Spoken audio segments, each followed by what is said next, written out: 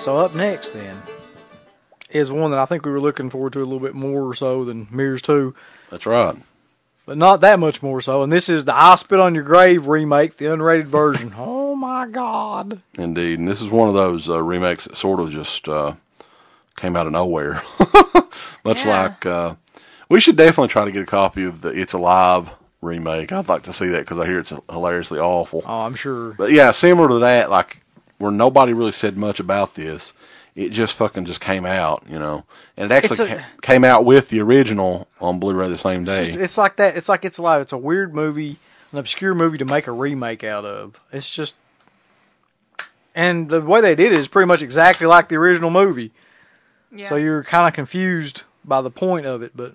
Yeah, it's pretty much the exact same story as the original movie. I think Sarah Butler, who's the star in it, replacing Camille Keaton's role as the author. Which I'm going to be honest, and I've said this, I thought Camille Keaton was actually a lot more attractive than the original than she is in this. I don't agree with you on that. Really? Just, so anyway, she's going to work on her new book in this cabin basically in the middle of the woods. Not too many people around the area or anything like that. And on her way there, she goes to a gas station and has a little altercation with some of the local workers there and stuff like that. And that all, you know, leads up to ultimately like the guys just decide to go and pretty much rape her. I mean, that's it. There's nothing else really to it than that. They're just bored hillbillies. And you ever notice this too? I was talking to Jessica about this. You notice all the movies where somebody gets raped like that, it's always hillbillies. Mm-hmm. Yeah, I have. Like, it's never anybody in the city or anything like that. It's always just a bunch of fucking hillbillies that end up raping somebody. Yeah. People must think hillbillies are really horny. That's all we do is we sit around like, woo! Been over, bitch! Fuck! Yeah! Shit! It's like, and in the movie, they're all sitting out and like drinking beer and talking about having sex and wanting to rape people. And I don't know. That's just not been my experience.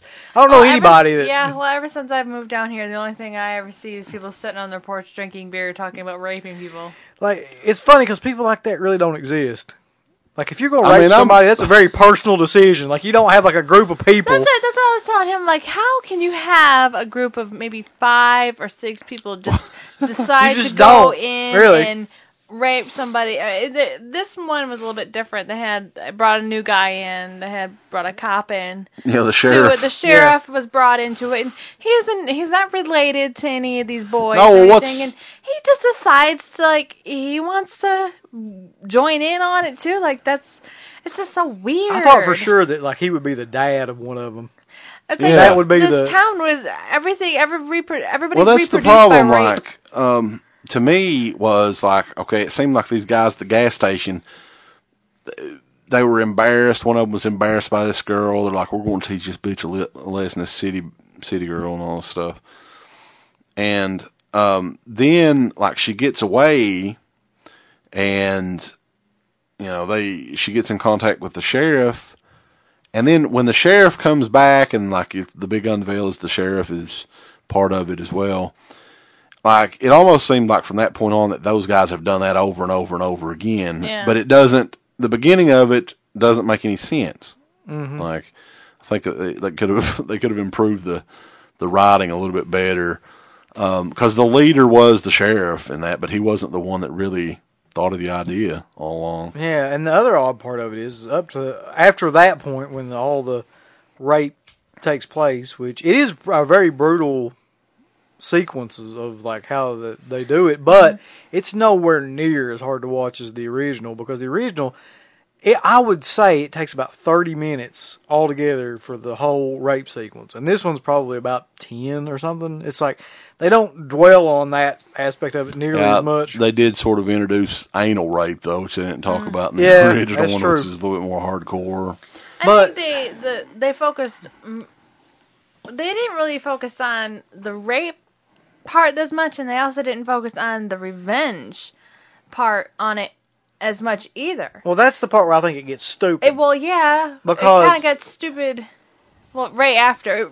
I was actually pretty intrigued by the movie at the beginning up to that point. After they raped her, yeah. And then it's like she leaves for a month, which that doesn't make any goddamn sense. Like she just disappeared for a month. Like what was she doing? Where was she at? She was playing all of her little games, Jigsaw. I mean, she was watching all the Saw movies. Where was she at? She's not a fucking survivalist or anything. What was she doing? She's just some girl. She's living. But the one thing that I never did get though is, like in the original movie, they raped Camille Keaton's character, and just sort of was like, "Oh, it's all good now. Have a nice day." Well, no, in the original, which I thought was a better idea than this, they have the retarded guy go back in and kill her, but he doesn't have the balls to do it, so he backs out and they all think she's dead. Well, yeah, but she goes back and in the one scene where she's actually cutting the guy's wang dang off or whatever. I don't know. Maybe I need to rewatch that movie again. Well, eventually they find out that he didn't do it. Yeah, but the guy seemed really intrigued by fucking her again or something.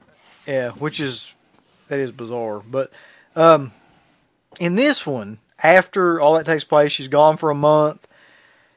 There's one guy that videotapes everything, and she starts sending the videotapes around to all the different members and stuff, and then they all get super paranoid that she's back, and she starts to take her revenge, except instead of, which is a lot more realistic, like in the original film, she just meets up with them, tries to seduce them and things like that, and then gets them into certain positions and just kills them in different ways.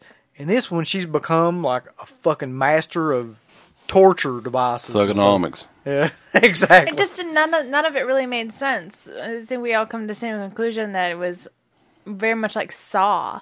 Some of the situations. It's exactly like Saw. It's like it turns into Saw. And it just didn't make any sense. The way she rigged things up. If she was gone for a month, she could have been at least a little bit more creative in it. Yeah.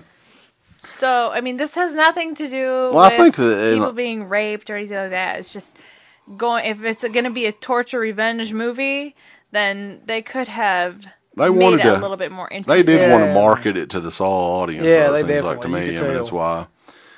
But the other thing that was kind of strange is they did kind of keep the original cover, which the original cover doesn't really make sense in this movie at all.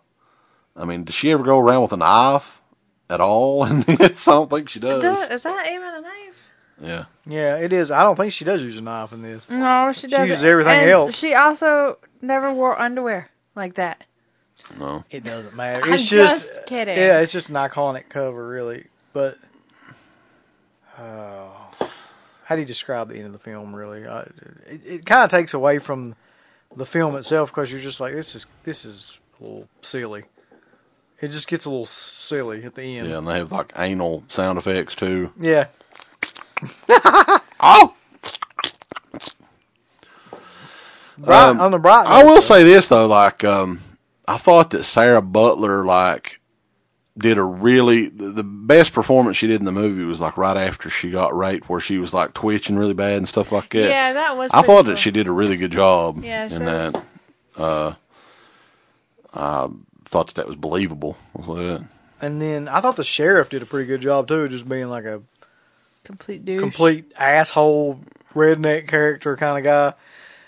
And you'll notice that it also has Rodney Eastman in it. And it's very hard to tell who he is, but he's the bearded guy in the film that is throwing matches and shit at her.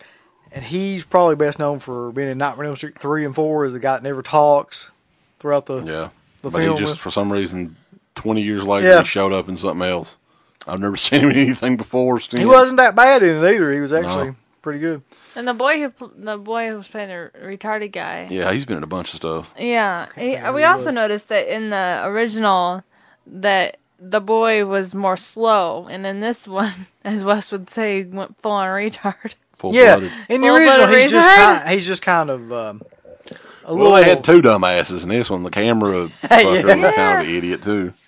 But in this one, you're kind of like, does he even really know what the hell he's doing, in a way? There is a scene in this that's pretty funny, though, where she cuts the guy's dick off and tries to feed him his own dick. Yeah. That's kind of hard to watch. Yeah, and people... the best part. Yeah, people think we may giving this away, but you know, there's not a whole lot to give away. It's really. pretty much, yeah, it's a remake. Like, there's nothing. The only big difference that they changed is they added a new character, and she was like a wild wilderness woman for a month or a couple weeks.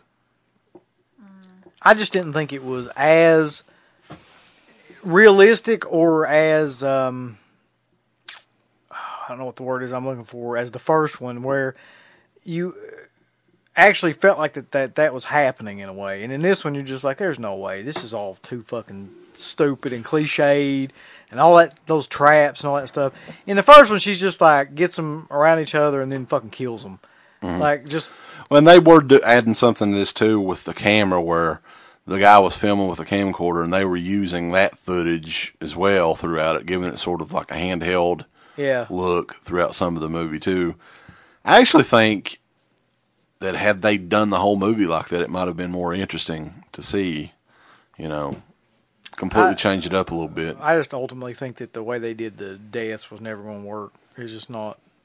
It's not logical, and it's not even feasible, and you're just watching it, and you realize that it's ripping off Saw, and it just takes away from the whole rest of the movie. Yeah. But, I mean, I didn't hate it. I was entertained throughout most of it.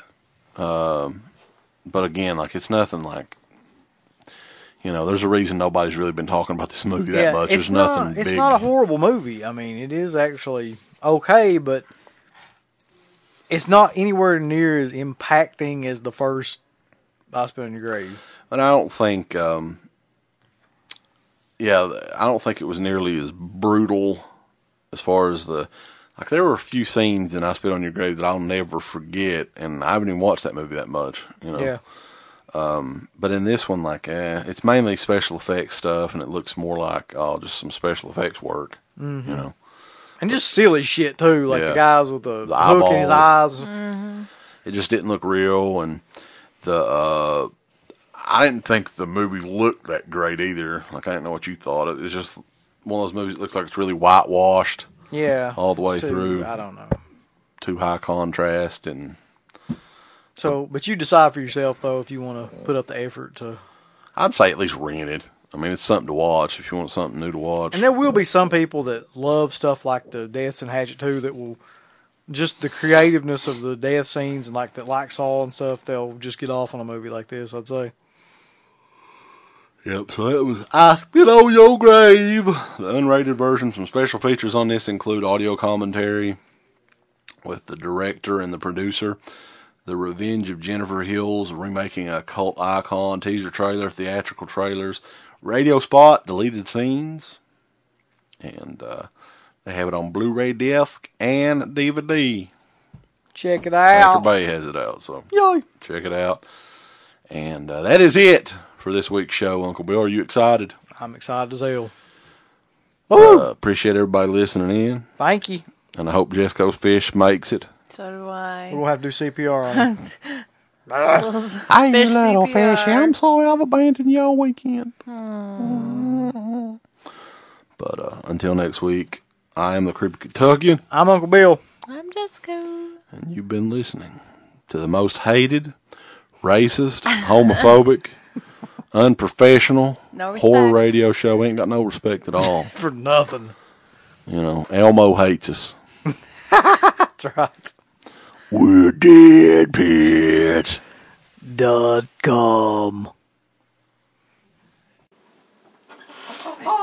Elmo hates us. I hate us. He thinks we're dickheads.